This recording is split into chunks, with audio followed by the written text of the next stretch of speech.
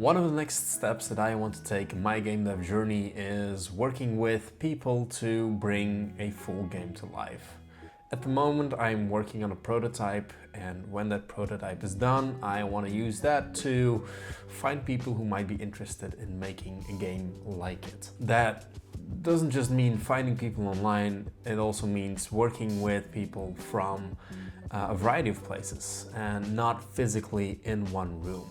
And that's why I reached out to Jonathan Wolfs. Jonathan is one of the co-founders of a company called Business Goose. Right now they're working on a new game called Swan Song, but they've been around since the COVID pandemic, which obviously forced them to also work remotely together.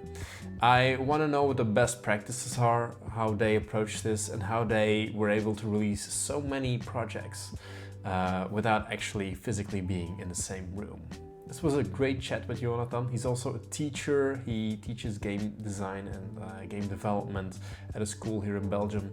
And there's a lot to learn from this interview. So I hope you enjoyed it just as much as I did recording it with him. I like to open up these interviews with like a very broad question, which is how did you get into gaming first, and then how did that turn into a career in game development? That's a good question. How did I get into gaming? My dad is a bit of a gamer. He still is a bit of a gamer. When we have a Minecraft server, he's usually the most active member, which is hilarious to people. Because then he calls me up and at the 3 a.m. and is like, "Hey, the server's down. Can you restart?" And I'm like, "Dad, Jesus Christ, man, I'm sleeping. I have to work. You have to work. Go to sleep."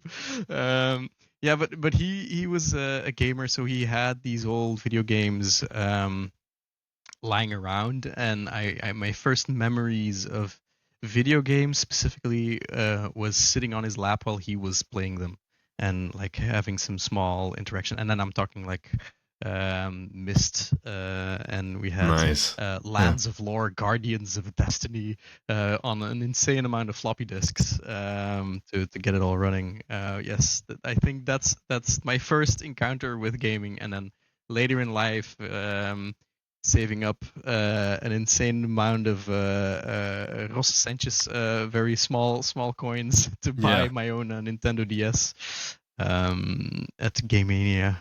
Yeah. And then your next question, the how I got into game design, is a funny one, because first I was very adamant on becoming a comic book artist. And yeah. And then I met a comic book artist, and he was like, "Yeah, don't do it, man. You're not going to earn any money doing this." So I got into game design. Joke's on me, right? But no, I realized there was a person, someone who'd gone to the same high school as I had, who studied game design at LUCA School of Arts in Genk.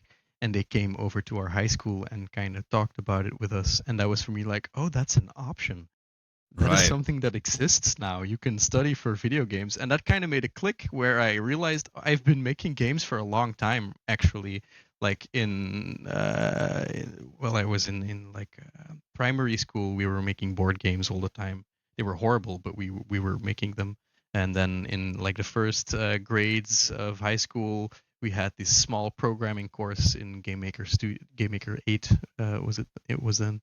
And I never stopped making games, but I'd never seen it as a career path.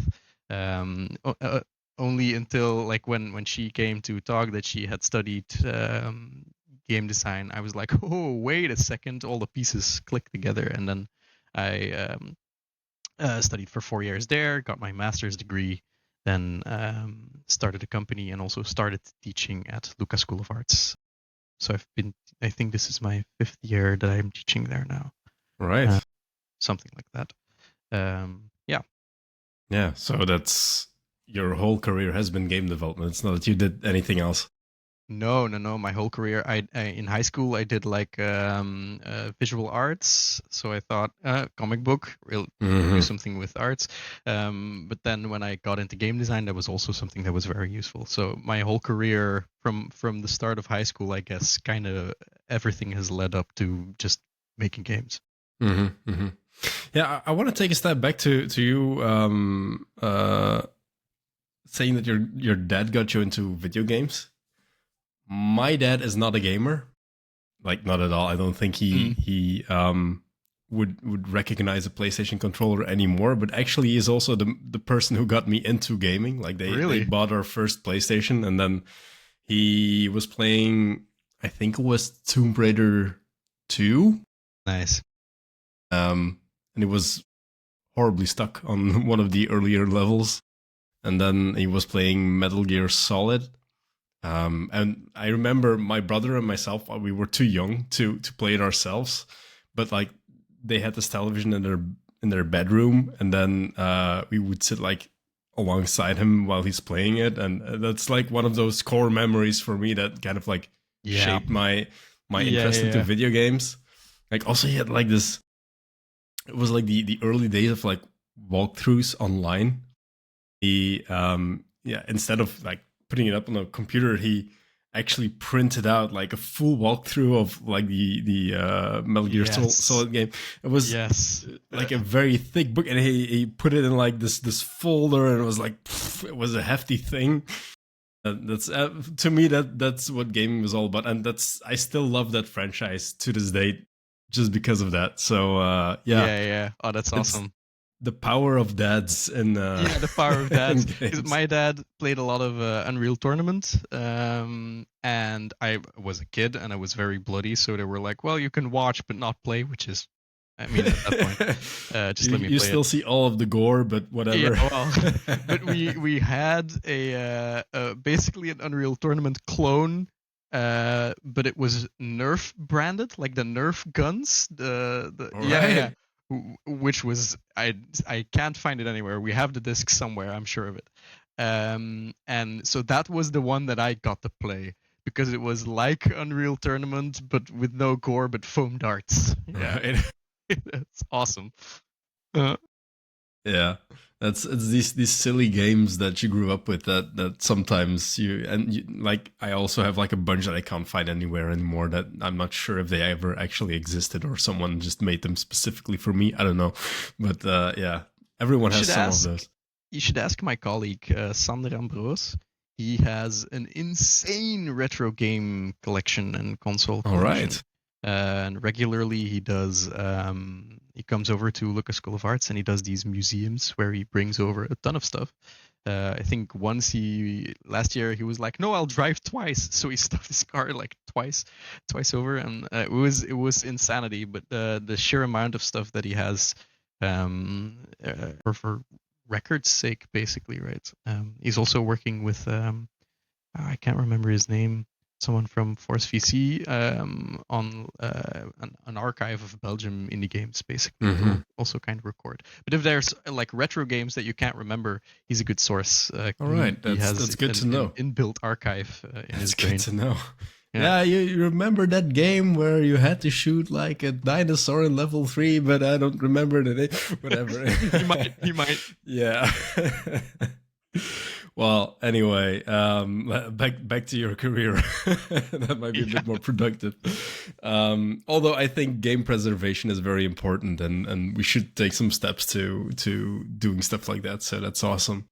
So you mentioned that you actually studied game design, which I remember not being an option when I was a student. So that's a nice upgrade, I guess.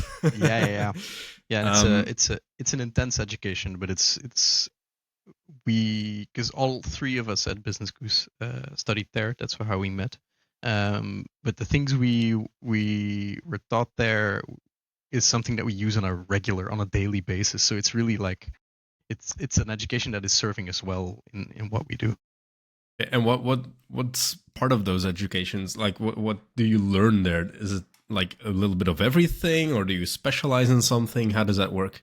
Yeah, so basically, when we're talking game education in Belgium, Flanders, there's two big options right now, and that is DIA in Kortrijk, and DIA in Kortrijk really profiles itself as an education for bigger games, for like AAA games.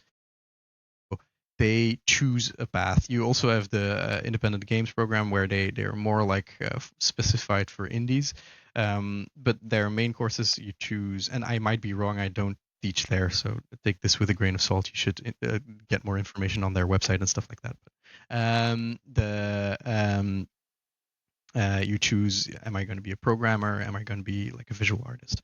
And you specialize in that, and you become an insanely good programmer, an insanely good visual artist. At LUCA School of Arts, where I got my education and I now teach, that's not the case. We really focus on the indie profile, basically, and whereas DIA is a professional bachelor's degree, we are an academic master's degree, so we get an extra year, basically, and master's thesis and project. So, but also that means that we are more specified on research and stuff, because when you are an academic master's degree, that is something that is non-negotiable.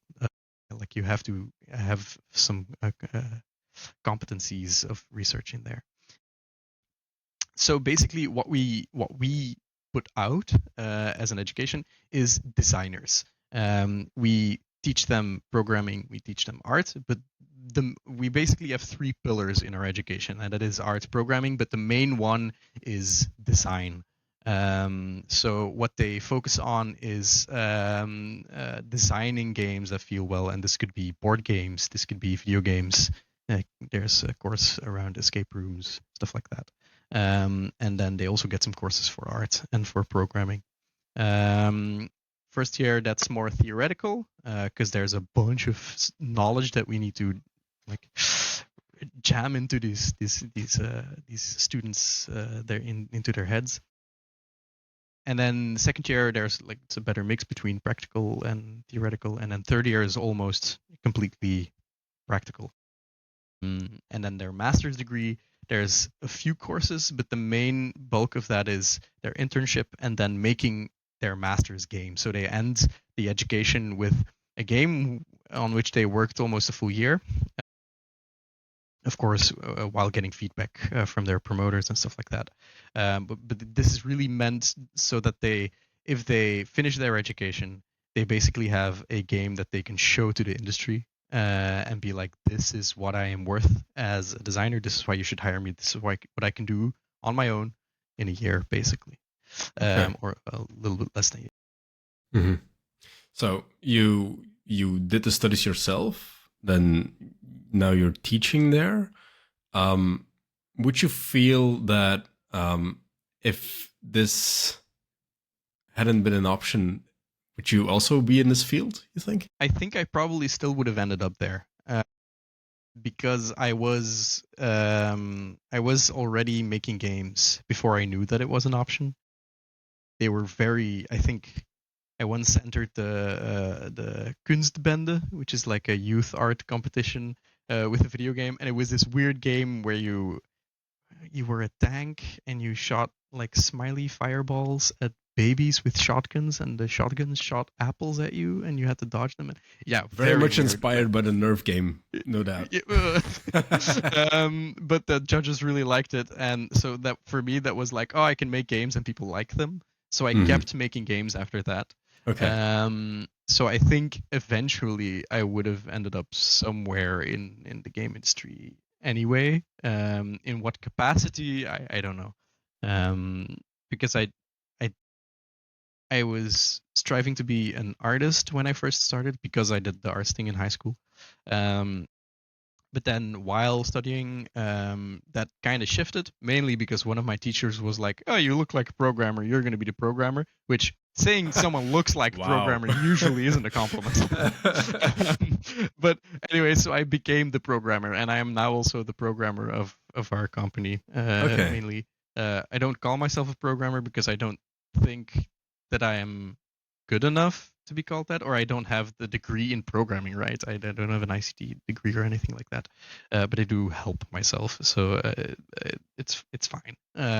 So that kind of shifted. So I think if the education wouldn't have been there, I probably would have done other things, but also in maybe more arts related, but also in the games industry, definitely. So yeah, you mentioned your role at Business Goose, which is the company that you founded with two of your alumni students then. Yeah. Yeah.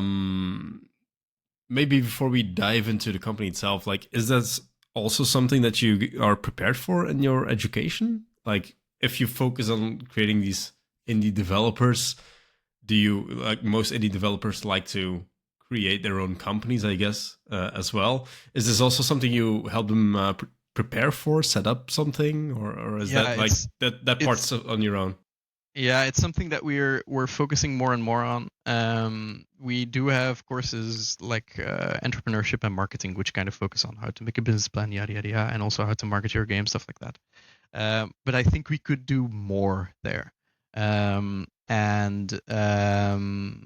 that's also one of the reasons that I think a few years ago I started a new course in the master's year called Polish and Publish, which is solely focused on, okay, you're making a master's game. How do we finish this up and get it out there? So how do we make it look not like a student game? Because usually student games, there's a very cool core in there, but you can see that it's a student game. These are small things like the feet not fully aligning to the ground, and just like put some IK on there, have a little dust cloud when the foot hits the floor, and now suddenly it's connected more. Stuff like these small details, that's the polish part. Also player feedback and stuff like that. And then the publish part is, what is a pitch deck? What is a press kit? How do you write to publishers? What kind of funds can you apply for in Flanders or internationally? Stuff like that. So how do you get budget for your game and get it out there? Which is helping a lot there. Since the course that specific course was started, we see an uptick in students actually doing something with their master's degree, whereas before that it was like, yeah, I finished it. This is going to be, like on this USB stick, and it's going to catch some dust over there on the shelf, which is super sad.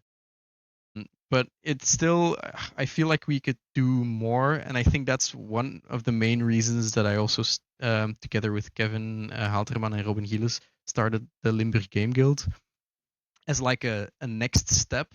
Like, okay, you finished your education, you have that spark in you, like, I want to do more, I have a cool project, I want to go further.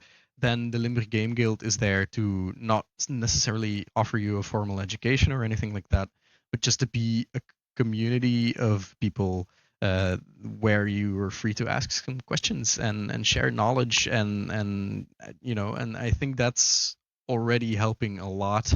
Like, hey, I've never really done like I've never applied for the FAF, the Flemish Audiovisual Fund. What do they mean when they ask for this specific thing? Like, questions like that get asked there quite often. Or like, hey, this model is doing something weird. Does anyone have any experience with this specific tool? Stuff like that. So that's like, it's still not enough, I feel like, but it's a next step for helping people out to actually start their studios. Yeah. Yeah, that's actually good that you mentioned that you're also one of the founding members of the Limburg Game Guild, because the last interview that I did was with Kevin, yeah, who also was one of the founders. Yeah, it was really funny because I had the idea. I was talking to some other designers, like, how wouldn't that be nice if that existed in Limburg? And then I pitched it at school, and Robin was like, I've been toying with the same idea. You know what? We should call Kevin. I think he's gonna like this. And we called Kevin, and he was like, I've been thinking about the same thing. Let's do it. Great minds. Yeah.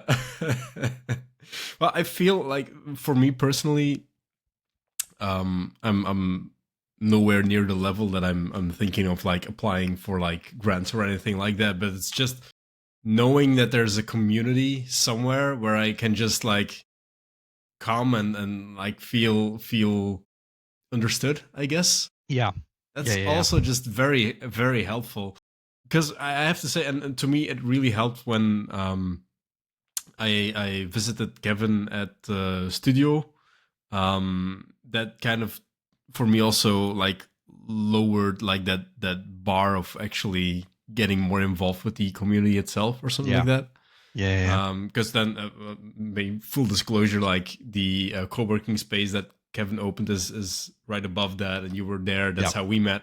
Yeah, exactly. But Yeah. it's like it shows that it's a very open community in itself. Like Yeah. people are very willing to help you, but you just have to feel that or something like that. Yeah. Yeah. And I think that's one of the game game is still a very young industry, like in the grand scheme of things.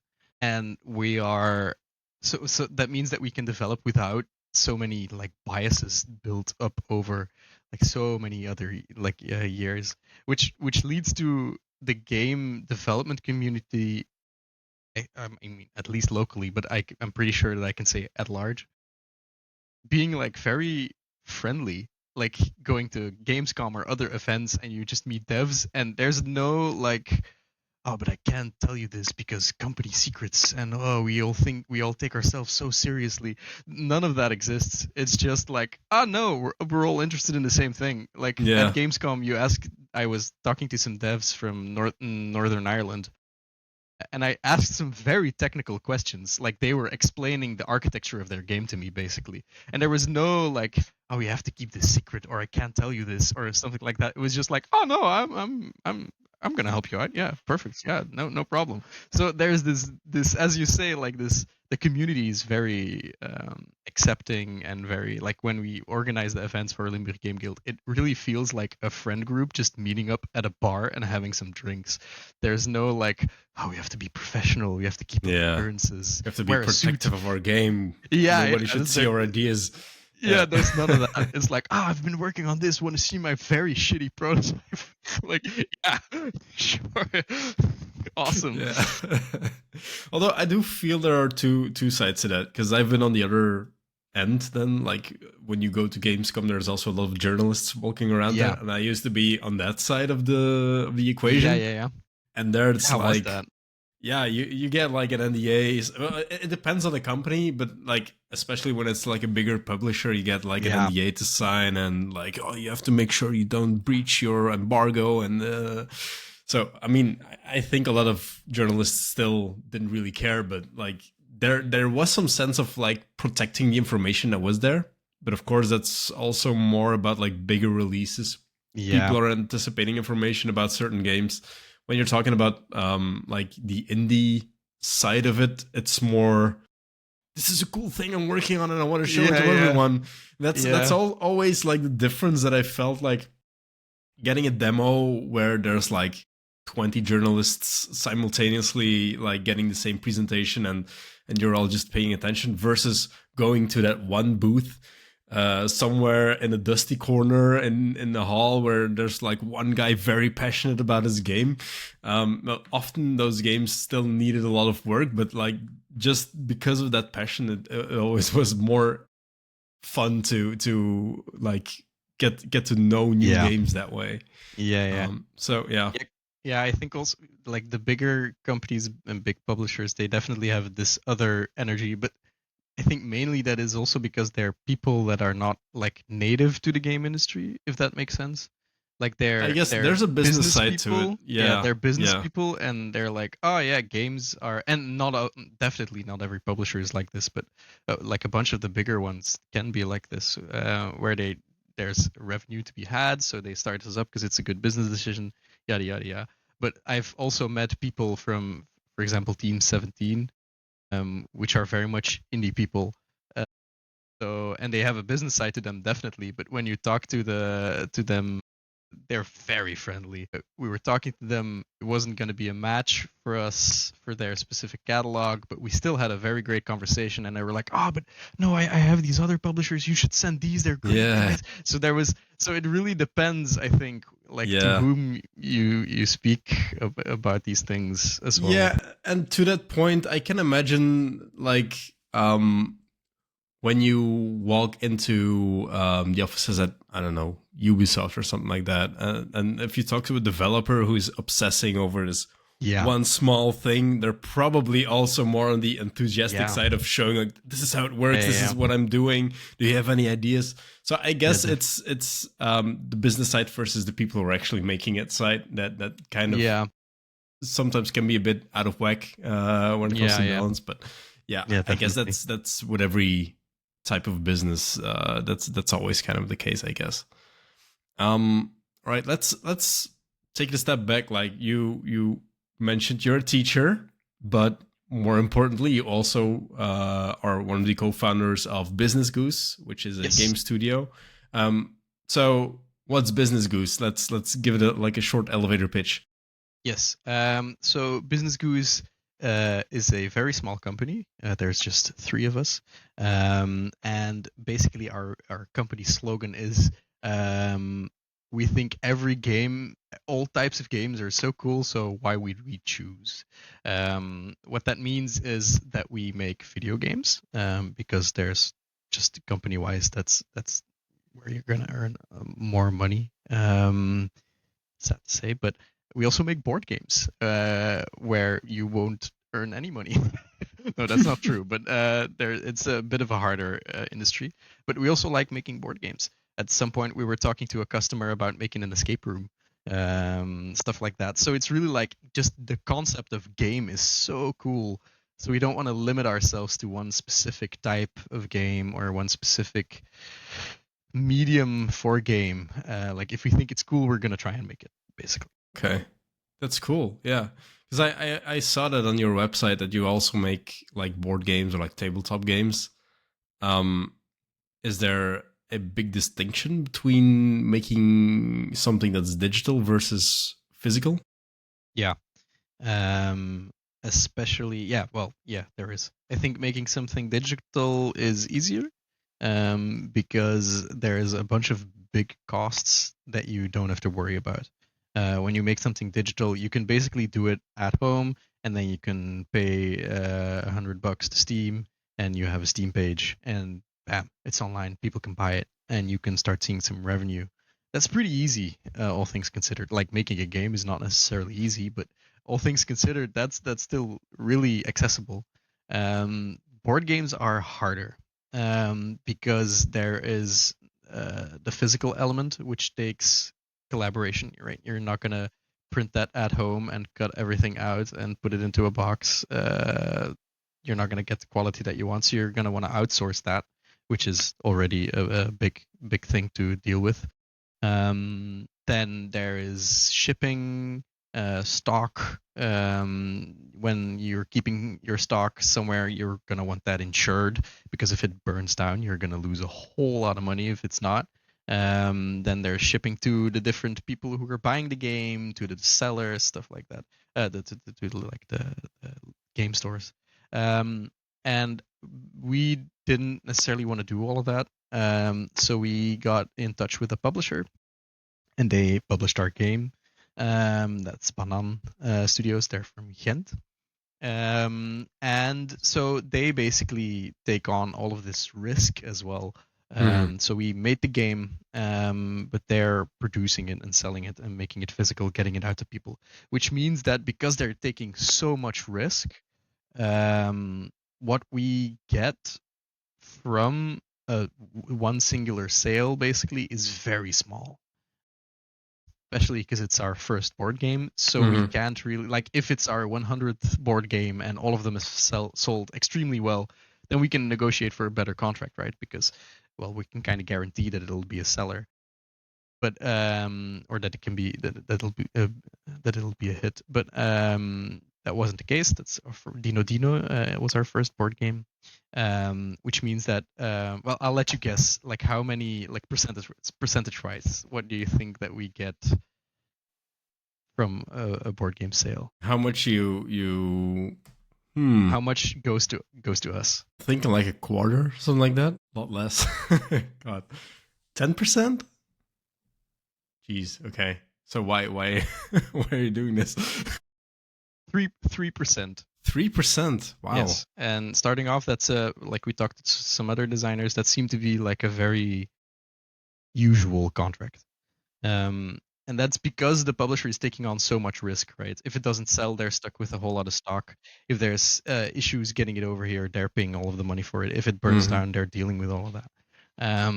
But yeah, 3%, and that is after the store that sells them has taken their cut, which is usually 40%. So you get 3% of 60%. Okay. Wow. Yeah, which isn't a whole lot. But why do Yeah. we do it? It's because we like it. We Yeah, like it's board the games. passion for Yes. making those games. Yeah. Yeah, and that leads into if I'm getting going off on tangents, stop me.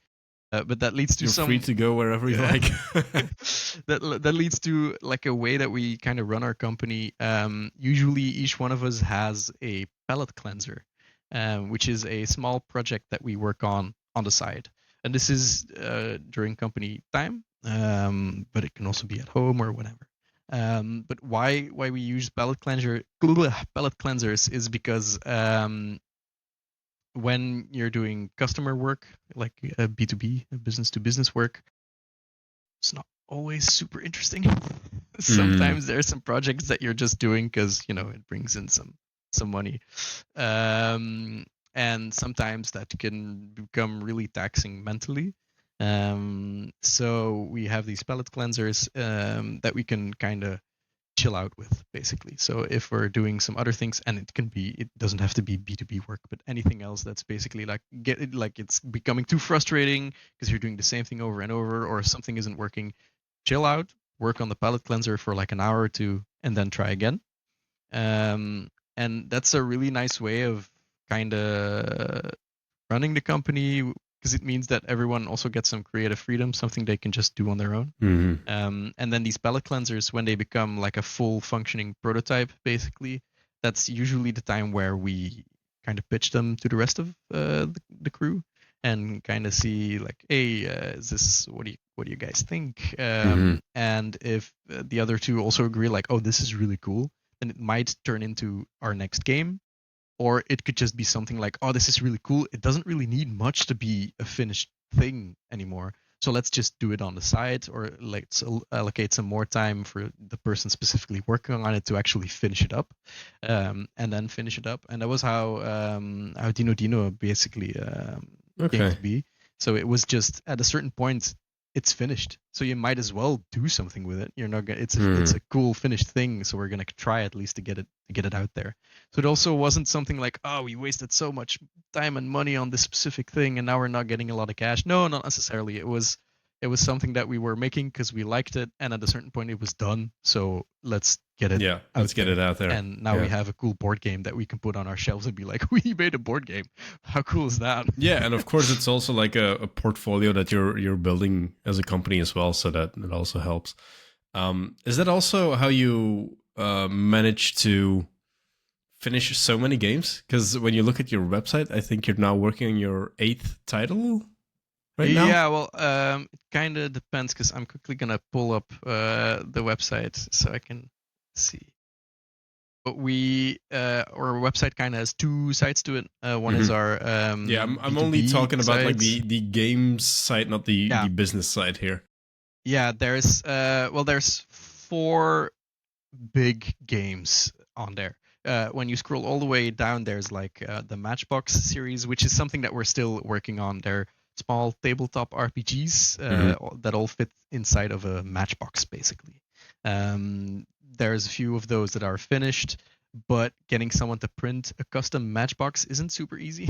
So maybe they'll see the light of day someday. Maybe they'll just stay a really cool prototype that I'll pull out every so often.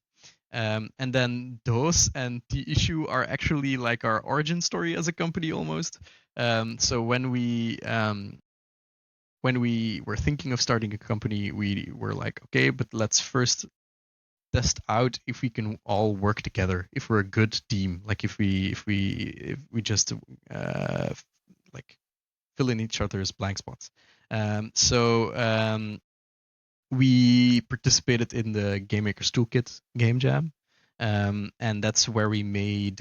Is it? I think we made the issue first. Yeah. And it's a game about being an art thief, but you're also very allergic to dust. So you have to hold up your sneezes, but then you can, because the guards will hear you if you sneeze.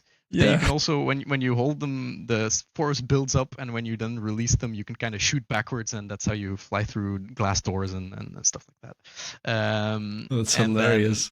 yeah, and then our second game jam was DOS, which was GMTK game jam of the next year, because then it kind of became a tradition. So those are small game jam games. They weren't really anything finished. They're super buggy, probably. But then if you scroll a bit more up, you can see the break games, which is something that we work on. It started off as like customer work, where we're working together with CVS, which is a Dutch company, making games for Twitch. And those were like games, basically like a brand is like, hey, we want to do something marketing related and we want it to really activate people, so we're gonna go to Twitch and we want a game that people can play.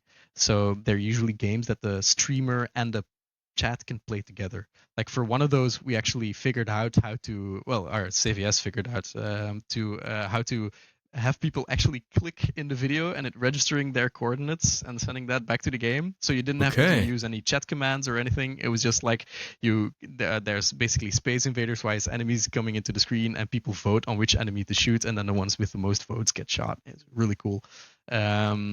So we did a lot of work for Twitch like that, and then we had a bunch of cool games. So we kind of rebranded them into some kind of white label versions, and then we decided to put it out as break games. So it's an app that you can buy, and there's a bunch of games that the audience can play while the streamer is away, basically. So if a streamer is like, hey, I really need to pee, but I don't want to leave my desk because if I'm not here, then people are going to start leaving the stream. They can Then pull you up put something on a like this. break yeah, Yeah. and then people can kind of stay Great. activated while they're Yeah.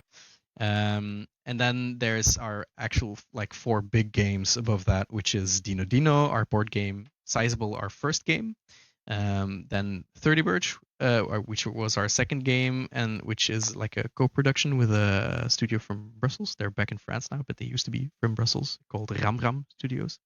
And then our most recent game, which we're still working on, which is Swan Song, which also came out of a Game Maker's Toolkit game jam.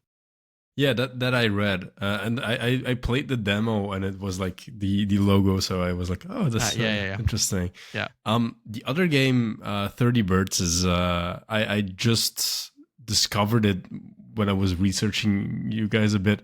It looks gorgeous, and it's reviewing very positively Yeah.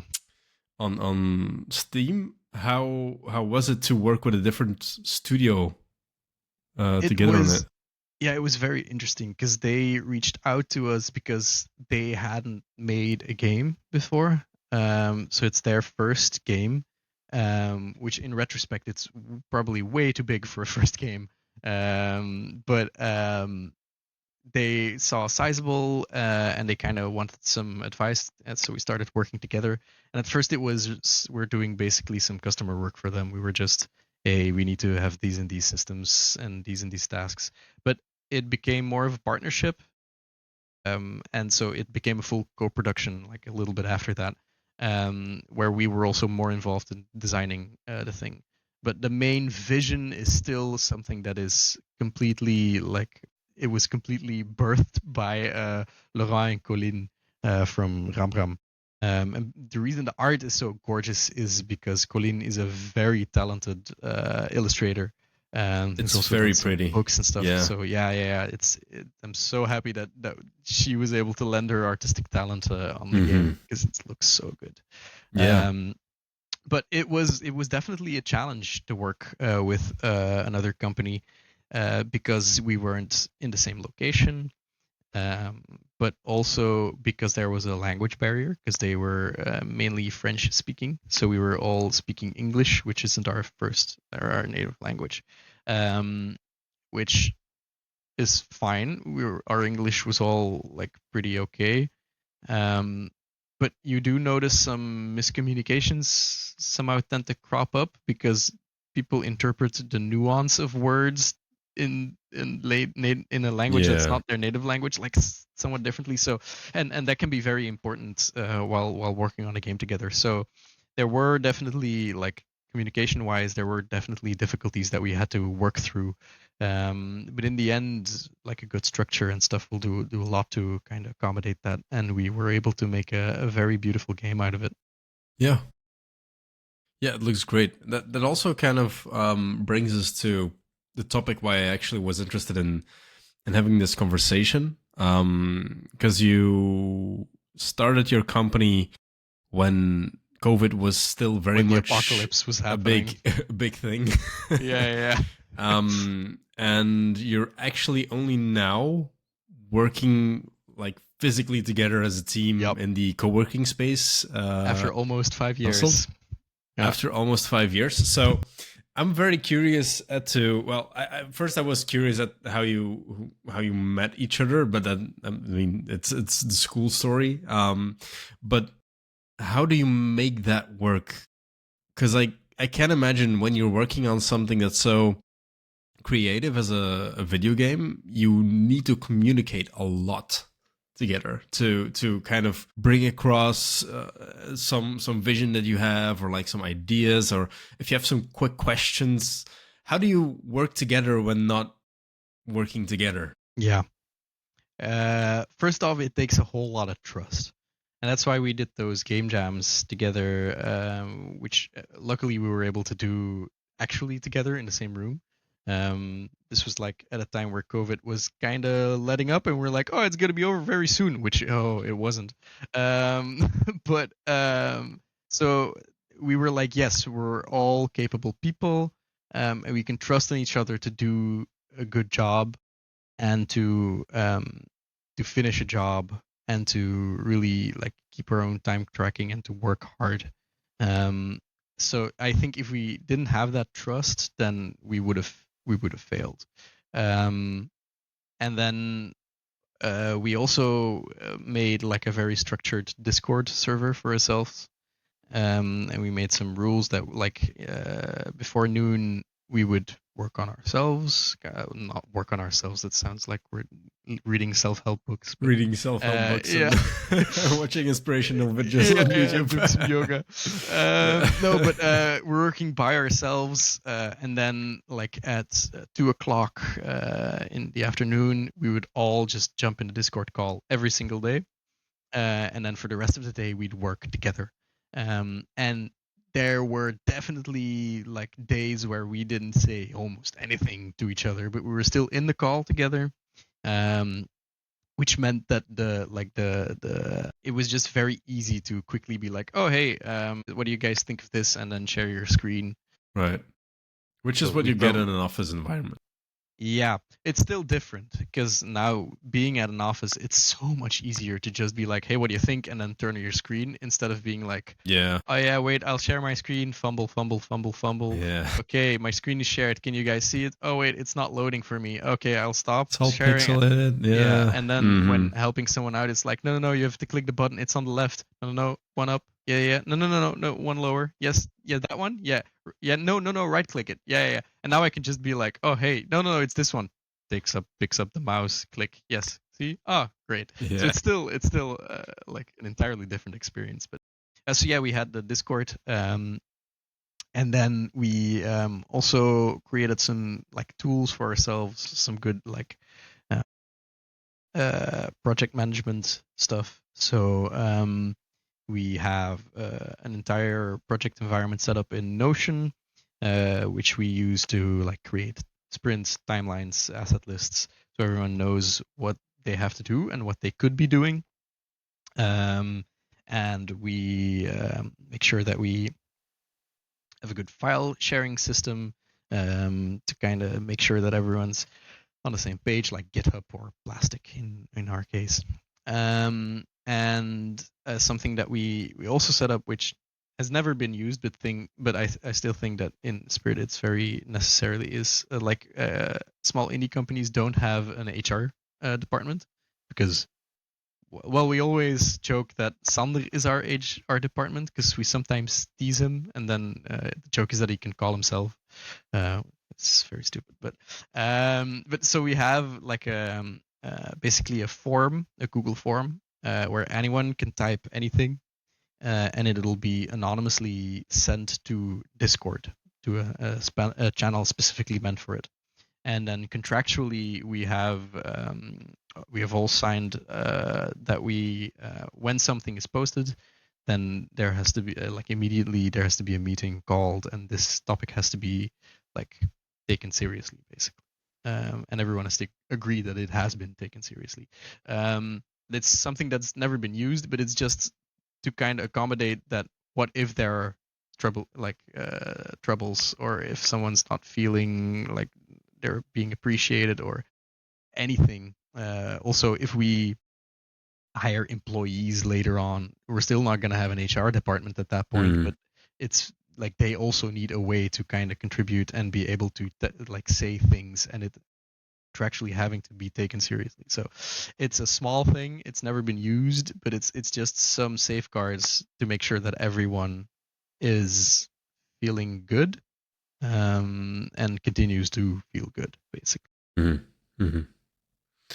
Yeah, I think that's I guess that's a pitfall for a lot of small companies, like not taking such formal things too seriously at the beginning. It's like, Yeah. wow, it's only us three. What Yeah, could we're go just wrong? friends. Yeah. Yeah. Yeah. But actually, my day job, I work for a startup accelerator, and that's, I mean, so many companies fail because their founders fall out in like the first 2 years or something, and then yeah, it can be very damaging. So I think that's a very healthy way of approaching that. Yeah. Um, you mentioned that you're also doing client work. So how important are such projects for keeping the lights on in a small company like yours? Very. I think for a small company, unless you have a game to start your company with, that instantly gets like a crazy publisher, or an insane investor or anything like that. Unless you have some like miracle like that, then I think it's very hard to go without. Um, for us, it's like we started out at having like a 70% customer work and 30% our own games, which seems like a shit deal, I guess. But it was just like, as you said, we need to keep the lights on. And then slowly we're trying to shift that, to more and more of our own work. And right now it's been shifted a lot. We're doing way more stuff that we want to do, basically. But definitely in the start, that customer work was very, very important. And it still is. We're never going to stop doing customer work, because it's also a crazy cool way to connect with people, in a lot of times. Like we did a really cool project for the Peace Center in Antwerp, and they're really, really nice people. So it was really nice working with them and meeting them. We did some stuff for CVS, for Twitch, as we said earlier, and we're still doing projects with them. Like if they need a game made, they'll come to us because we've worked with them and we're friends now. So we're never gonna stop doing it, but the percentage is definitely shifting more towards our own stuff. Yeah, I think that's I guess a lot of people dream of running a studio and then they'll finish their first game and it's not going to be that big of a success, but then they have a successor and that's going to be the one that brings in all the money. And yeah, I guess it's good to have this realistic approach to, if you want to do this full time, you're going to have to do the stuff that you're probably not as passionate about. Which is actually, it's also something that Kevin mentioned, which was also like the way LUCA did things, and now they can focus more on their own work. I've seen it done at different companies as well. Do you feel like that's the only way to build a company in a healthy way in the games industry right now? Well, as I said, if you're very lucky, then perhaps you'll find a different way. But I do think it's the safest way. You could bank on like a runaway success, but that's not something that you're gonna guarantee. And especially if you start hiring people because you're working on a big project, then they're also dependent on you. So you may need to make sure that there's going to be money. So even if it's a slower way, I'd still choose it again, because it's also guaranteed that we've existed for almost 5 years now and are going to continue to do so. While a bunch of companies that we started off, that started off at the same time as we did, don't exist anymore. There is definitely a few that are no longer working together or whatever. Mm. Which is very sad. Um, yeah. So I think it's somewhat necessary. Yeah. Yeah, I think the only other instances that I saw were companies that really found a niche where they know that they are almost the only one. Like I guess Lucas again is a good example there, where they found that niche of like the drone racing, and like they're very good at it. There's another Belgian company that they create like it's basically Zwift, like the cycling app, but like for rowing Yeah. machines. Yeah. So it's, yeah, I guess if you're willing to drill down in such a niche and you really find that, then it might be doable. But yeah, I can imagine other than that. Yeah. But that's Yeah. also something that we like didn't want to do because we want to make all of the games that we want to make. And if you would really drill down on a niche, like it was hard for us to, like, we made Sizable. It sold reasonably well, definitely for a first game, and we were also lucky enough where Sizable was Sander's master's project, so it was already like at a pretty advanced stage when we started the company. So we just put a little bit of work in it, but we basically launched it like a month or two after we officially started the company. We'd been working together on it before that, of course, um, but so we were able to start our company with a game basically, which was very, very good for us. But then people were like, "Oh yes, you're the cozy puzzle game guys now." But it Which, certainly seems like it if you yeah, see yeah, it, yeah. if you see And other games now. there's definitely an expectation there, which is nice because we like making those games, but it's also limiting in a sense. Um, and there's other games that we really want to make which aren't necessarily in that sphere, but we also don't want to kind of alienate our community. Basically, what we're doing now is what we're working on now is again a cozy puzzle game, but this one has a way as a story in there, an actual story, which Sizable didn't have. Um, and it has like it's a pretty heavy story as well. So we're kind of slowly diversifying our portfolio, basically, where in the future we will shift that towards other things as well. It'll probably always keep some of the DNA of games that came before it, but it will shift towards not only puzzle games. Perhaps maybe it can be something else that is cozy, or maybe it can be a puzzle game that isn't cozy, just to kind of get towards other places eventually, while not completely giving our community like a genre whiplash or something. Yeah. Do you think it's really necessary? Because of course you're now known for that cozy Well, puzzle known. vibe, but like just to give like a it's maybe ridiculous to make this comparison, like Guerrilla Games going from the Killzone franchise to the Horizon franchise, which was also a big departure from what they did in the past, and it's surprising, but I feel like people accept that if as long as it's a good and result, Yeah, it might still work.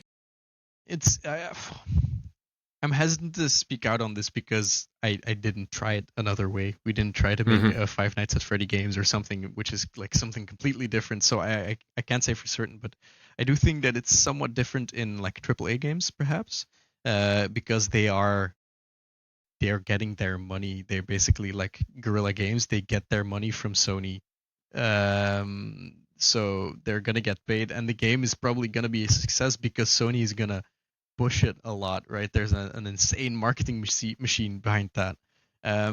So I think it's almost less of a risk, maybe, um, than it is for just three guys in their own like basements that they made Right. themselves, basically.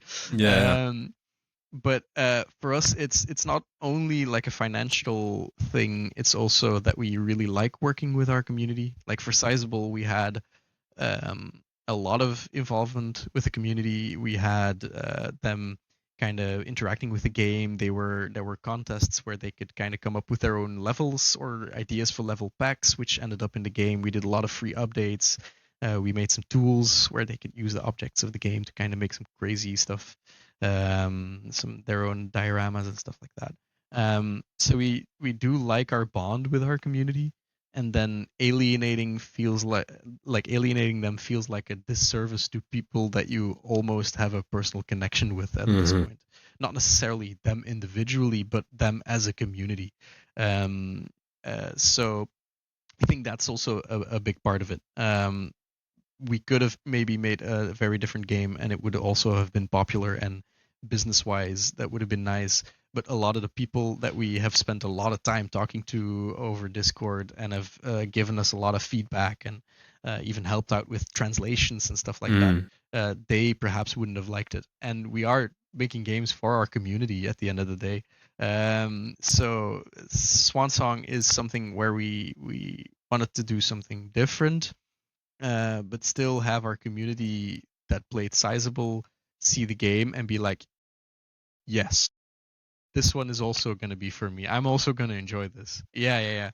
And in that regard, we're adding like a level editor to the game, so our community can make their own levels actually playable. Okay. We're probably going to do some things, if we can make it work in the game, where there's like monthly, we can showcase some levels made by the community. We can run some contests and stuff like that, so we can really get that community even like in there even more, because it is very important to us. Cool. That sounds very cool. I have to say, I played the demo and I couldn't get my head around like the concept at first. Like, you have to place notes and then But I have to say, once it clicks, it's fun to play around with. So it's interesting to see what a community might come up with. Yeah. Yeah, especially because we're also gonna make some like specific platforms and stuff like that that are only available in the editor. So the community is gonna have some exclusive stuff which isn't gonna appear anywhere else in the game to play around with. These are objects where we're not even sure what we could do with them, because we're not gonna try it. Well, we're gonna play around with them, of course, but they're not gonna end up in the game. But they're gonna be able to use them in the level editor. It's going to be really interesting to see what they can do. But yeah, as you say, that is a challenge for Swan Song. It's a harder one to understand. I think Sizable has this really big advantage. Scroll over something, it becomes big, very clear what I did, like input, output, very instantly clear. Especially for making a trailer or something, that's really nice. Swan Song is a different beast, because you're picking up notes, then you're placing things somewhere, then you're cranking the key, and only then does the music slowly start playing. And then when the music passes the note, then stuff happens. So there's so many steps of separation between what you're doing, and so input and output basically. That is a bit harder to wrap your head around. It's definitely like from seeing a trailer or something. We're still refining the tutorial, and from testing and stuff, we do see that everyone that plays the game does get that click. Like there's the first kind of messing around with it, but that's okay. Usually things stick in people's head better if they kind of had to try and kind of figure it out themselves, whereas if you're just telling them, it's easier to forget because you didn't really have to internalize anything. It's the whole Super Mario thing where you run into a mushroom and then you notice, okay, I die when I touch this. Yeah. But that's in there now because I kind of had to figure that out for myself. Like, imagine how boring Mario would have been like if you started running and instantly game pauses, text on the screen. Hey, by the way. Oh God, I hate those don't games. Touch them. Where there's like a pop up every 5 seconds you're playing. Yeah. Have you seen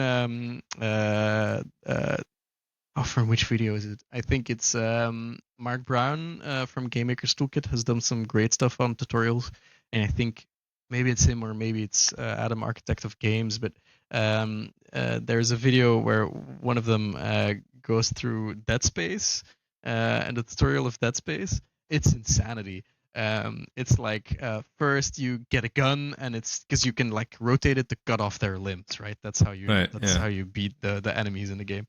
And there's a text pop-up. Rotate the gun to shoot off their limbs. Then there's like a voice log that you find which says, I think we have to cut off their limbs. Then there's another text box. Then there's graffiti on the wall saying, cut off their limbs. And then a character calls into you saying, we need to cut off their limbs. And then there's another freaking text box. It's like, oh my god. Well, I think you put these things in because when you're playtesting, people don't understand they have to cut off the limbs, right? Yeah, but then is that the best solution to the problem, or are you putting a band-aid over a festering wound which should really be just disinfected? Like, yeah, if there's, for example, how could you solve that problem? Because this is one of the courses that I teach is on tutorial design. So how could we solve this problem?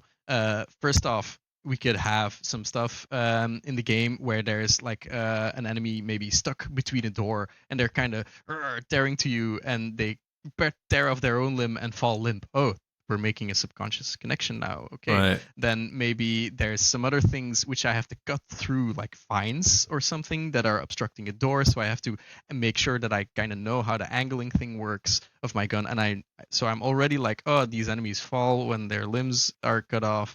And I can cut through things when I angle my gun correctly. And now there is just an enemy, which is, like, we call this a fish tank, so it cannot harm us. But we see someone else maybe cutting off the limbs of an enemy. And then, okay, we know it by now, right? But there was no, like, specified dialogue needed for that. Like, Half-Life does this insanely well with their invisible tutorials, where there's a point where you have to, like, pick up these saw blades to kill some enemies, or with the gravity gun.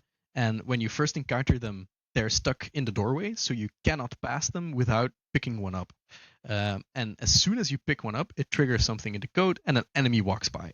So instinctively, you know, I can shoot things that I pick up with my gravity gun. I have a saw blade in my hands in my gravity gun right now, so I'm gonna shoot it.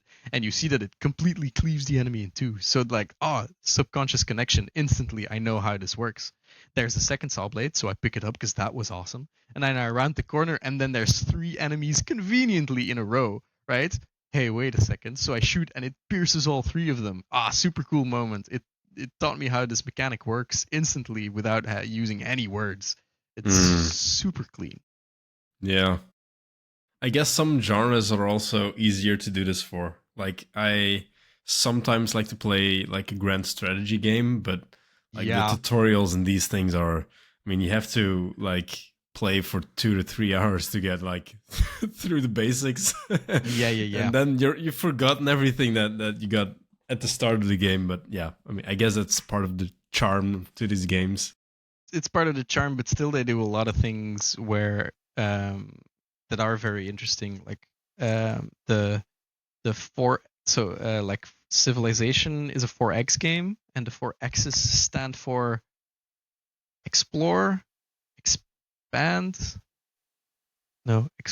explore, exploit, expand, exterminate, or something like that. Which maps pretty cleanly on how Nintendo designs their Mario levels. So they also use 4 steps based on like a Japanese like 4-panel comic, which is introduce, develop, twist, conclude. Which introduce is kind of explore, right? Develop is expand. Like, so they kind of map together really nice. So I think there are designers who do interesting things in like these big strategy games to make it easier to learn, but there's just so much that it's impossible to do everything in such a clean, diegetic way. Yeah, like the game that I'm thinking of, Crusader Kings. It's just, there's so much going on that you can't like summarize it. It's just so many things can happen in it. Yeah, but it's interesting to hear you talk about it, because that's creating a good tutorial kind of makes or breaks those first moments in the game. And often I think they also kind of determine whether someone's going to finish the game or not. Yeah, definitely. So I'm trying to wrap my head around what a typical work week looks like for you, because you're also a teacher. I saw that your co-founders they also teach. Yeah, Bo also teaches at Atlas in Genk, also at game education, but then on a high school level. And then Sander doesn't really teach, but he does do like the game archiving stuff on the side. Right. So, how many time do you have left for Business Goose when you do all the teaching? Yeah, it depends really.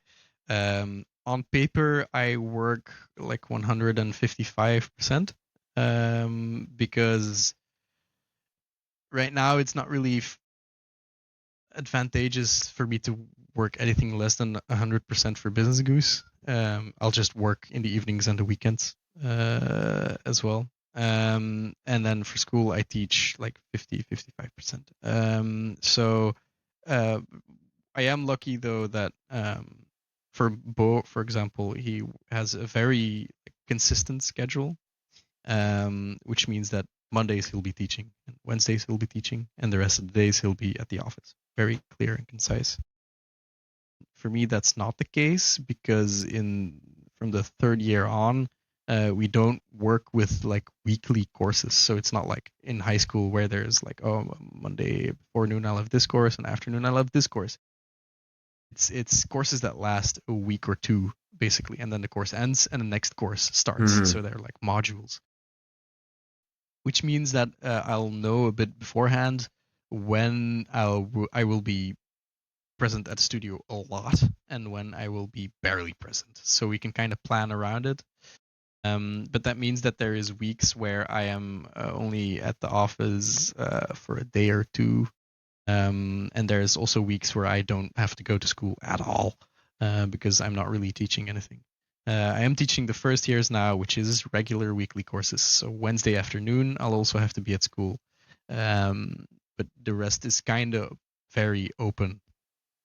But usually, I'd say that I can spend 3, maybe 3.5 days on Business Goose in like a regular week, and then there's a bunch of weeks where I can spend the entire week on Business Goose. But there's also a few weeks where I can spend maybe 1 or 2 days Mhm, business. mhm. Yeah, one of the things that I struggle with most, that's of course I have a full-time job that's not game development related, and at the stage where I'm right now, I have to learn a lot. So like it's a lot of figuring Yeah, things out, and that's I think the issue that I'm running into the most is mental energy. Like yeah, how can you not or how can you make progress whilst your battery is like already depleted for like 75% during the day, and then like put kids to bed and then you have to get yeah. into the zone again? How do you ever, like, with teaching and then combining it with work, do you ever run into issues like that as well? Definitely, yeah. Especially there's been times like when we first started the company, I was doing 3 jobs. So I was also doing a research project, and teaching and Business Goose, which meant a lot of late evenings preparing courses or stuff like that, or still programming some stuff for Business Goose, and that is really grating. It's that gets really hard. I think recognizing that, and just taking a break. It's so sometimes resting is the most productive thing you can do, right? Um, so that means that sometimes not working on your game might be working on your game, because it means that you can rest and you'll be just better equipped to deal with it on the next day. I think maintaining a good balance between your social life and working, like especially when you're working evenings or doing stuff after work, you need a good social life to be able to rely on, like a good network of friends that can kind of be there for you. So alienating friends because you're working is definitely not something that is sustainable. So I think that's very important. Um, but even then, it's really tiring sometimes. But also, it's really cool. Making games is just so cool. That's so fun. So even if I'm not working on something specifically or don't have anything to do for Business Goose, there's evenings where I'll just be obsessing over one specific system that we're likely never going to use. But I just want to have it. We haven't made a game. Well, 30 Birds had dialogue in it, but that was not a system that I built. I built some things for it, but um, right now I'm like itching to make a dialogue system. I don't know why, but I want to make it. We're not going to use it, but I want to make a dialogue system. Maybe one day. Maybe one When day. you're I just evolving out wanna, of the cozy puzzle games into like narrative stuff. want to have it in the back pocket, and then sometimes like the obsession will hit, and then I'll just work a few evenings like an possessed person on something like that. But then there's also days where it just isn't really clicking, and I'll be doing stuff but kind of frustrated with myself that I'm not very efficient right now, that I only feel Yeah. like I'm like, this is me at 50%. I could do better. Why am I not able to do better right now? But it just ebbs and flows, and that's okay. That's how it goes. That's not something to beat yourself up. Something that I hear often is that if you want to make games, you have to consume a lot of things, and not just other games, but also read books, watch movies, do whatever. Do you find the time to do that when you say I work 150% every week? Sometimes, I'd say yes in general, but I think it's not necessarily the amount of content that you consume, but the way in which you consume it that is useful. Like I think just consuming a whole lot, but then not reflecting on it, it's probably not gonna net you much value, basically. But like playing a video game, for example, I haven't finished many video games in the last few years. Usually I'll play a video game and I'll kind of be thinking about it while I play it, and then after like an hour or four playing, so that's maybe like two or three evenings, like while my partner is watching something on the TV, I'll be just playing it on the Steam Deck, and after a while I'll be like, yes, I get it. I get why this game is good. I get I've distilled some lessons out of it. For example, Islanders. I've been playing Islanders recently. I was like, yes, okay, I get it. I could go further with this, but also I feel like I've kind of learned what I could learn from this. And the way in which they're making like a almost cozy but still puzzle game, but it's also still infinite. So they've made this very clever thing where it's very efficient in what they've had to make for the game and the amount of playtime that people can get out of it, which is something that Sizable is horrible at, basically. The amount of time we have to spend to make a new level for that game versus the amount of time someone actually plays it is absurd. But like they've made this very clever game, and I've distilled some lessons from that, and now I'm like, yes, okay, I get it. So then my interest will automatically fade, and I'll consume something else for a little bit until I get that. And then sometimes there's games that completely grip me, and I'm obsessed for a little while. But usually those are very rare. So I think it's the way in which you consume the media. So you'd say that everything you play is research in some way. Not necessarily. I'm playing Borderlands 4 right now. That's definitely not research. That's self-indulgence. But there is definitely most of what I consume, and that's not only games but also books and movie. Even if it isn't research, my brain will automatically convert it to research. I guess it's like a beroepsmisvorming, occupational deformation in my brain or something, where it's automatically turns into research, and I'm automatically like, oh, this is clever. Oh, that plot hook, like how they made me care about this character. That's interesting. I'm gonna remember that. It's a reflex, basically. Yeah. Yeah, I guess, I mean, I've been reviewing games for so long now that every game that I play, I don't review games anymore, but every game that I play, at the end of the game, I'm like, what would my conclusion be after this game? Yeah. It's always something like that, yeah. that's good, right? Then you're really thinking, you're really consuming, you're reflecting on the experience, and it's not something that you like. Yes, I've played that game. What was it about again?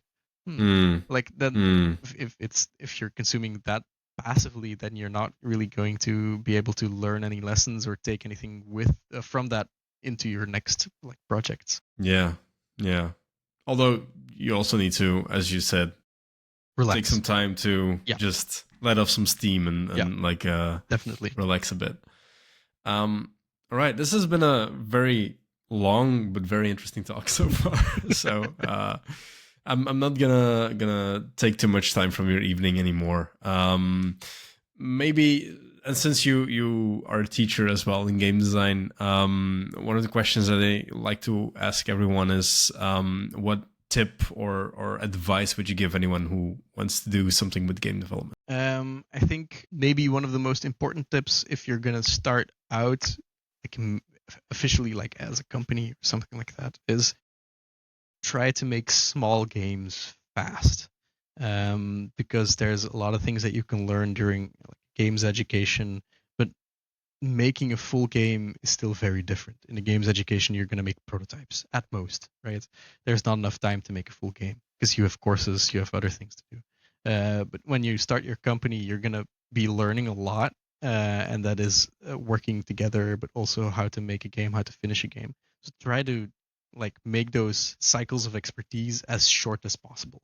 So I would recommend first few years, make a game every half a year.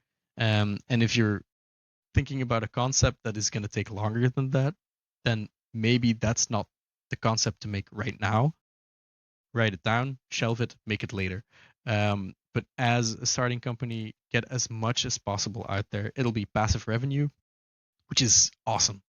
And it'll also be you showing people that you know what you're doing for customer work. That's awesome. Like the fact that we were able to release Sizable so short, like after we officially started our company, was insane for us, like acquiring customer work because people were like, "Oh, these people are capable. I'd like them to make our thing." So that was really great. I think if we didn't have that, then we wouldn't have maybe wouldn't have had any customer work. So make some short games, short experiences that you're able to make and finish in about half year, less if you're able, and just start getting stuff out there. And it'll be packed with so many insanely valuable lessons that you won't get anywhere else. So I think that's as for starting a company or starting officially making your own games and bringing them out there. I think that's the like the most important piece of advice that I can think of right now. That's really start to finish, like publishing it somewhere, Yeah, if possible as well. yeah, and I wouldn't get a publisher for that because there's this debate with like about publishers where if you're making a game, for example, this is a bucket list item. I would love to make a Devolver game someday, right? That would be awesome. I love almost everything that they put out. But in the way that I say it, that kind of reveals also the problem with publishers. I say a Devolver game. I don't say insert studio name here game, right?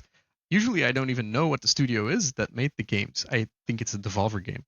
So I would recommend for those first games, don't get a publisher, don't look at publishers, do it yourself, put it on Steam. It's $100, you get it out there, start making some posts on socials, just feel what that is like, and then if people really like it, it'll be your game, right? It won't be a Devolver game or an Annapurna game. It'll be your studio that made that game. And if you make a second game, they're going to be like, oh, it's the studio from the first game. Because if you make a published game first and then you're trying to do something on your own, you're barely going to get any recognition for it. For like the first game, they're not going to connect the dots a lot of the time. So just do it yourself, and you'll learn so much about marketing, about how you want your marketing to be approached, which is very useful to know if you're working with a publisher later on. What does it take? What does Steam like behind the scenes? Steam works. How does that work? What does it take?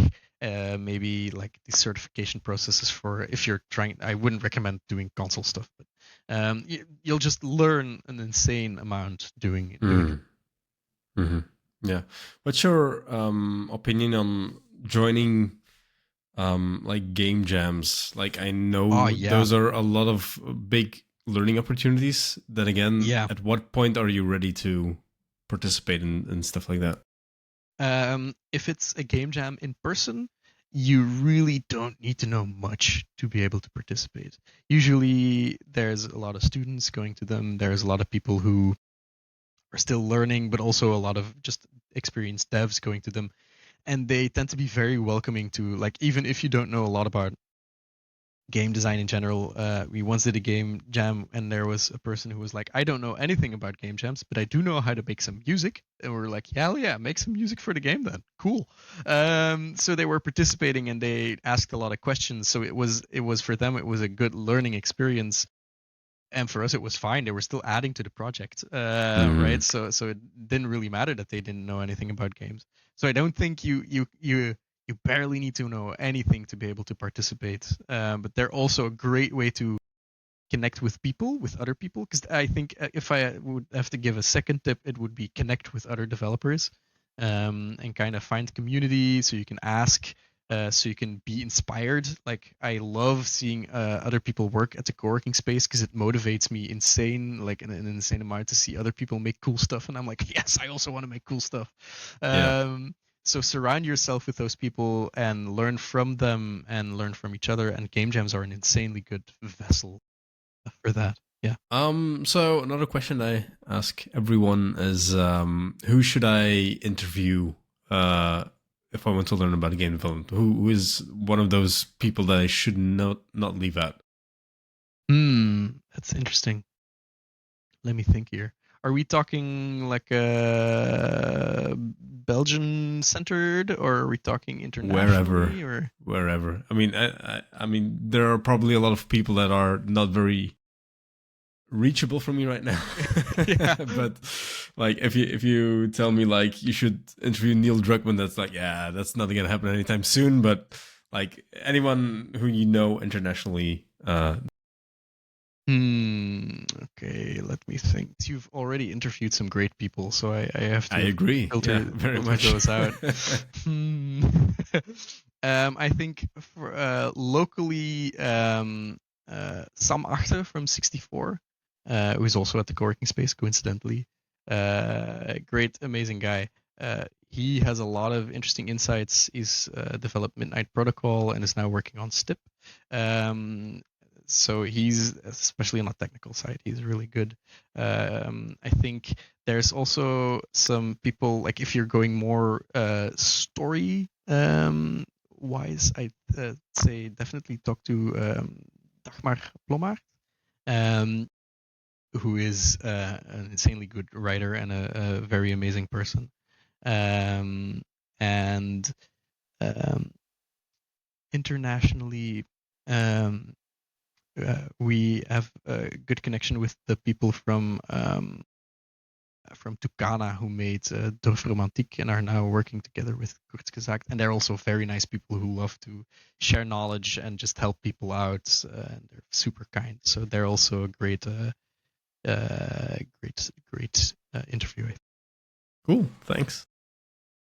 Right. Then I think, well, we've been talking for a long time, but maybe one more opportunity to plug yourself.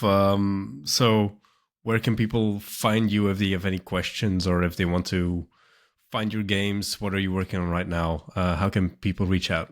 Yeah, so we have a website.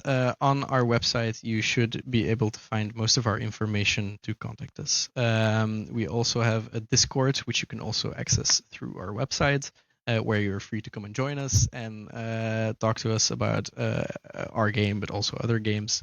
If you want to talk to me specifically, you can find me on Discord and send me a message, or on socials. I am very very horrible at answering messages. So if I don't answer instantly, But you answered mine, so yeah, you're allowed to politely spam me basically until I answer. If you're a developer who works in or lives in Limburg, then come and join us at the Limburg Game Guild, and we'll just meet up and have a drink, and we'll talk in person. right, awesome. Jonathan, thank you so much for your insights and your time. It was a very fun conversation. Thank you. Absolutely. Thank you for inviting me.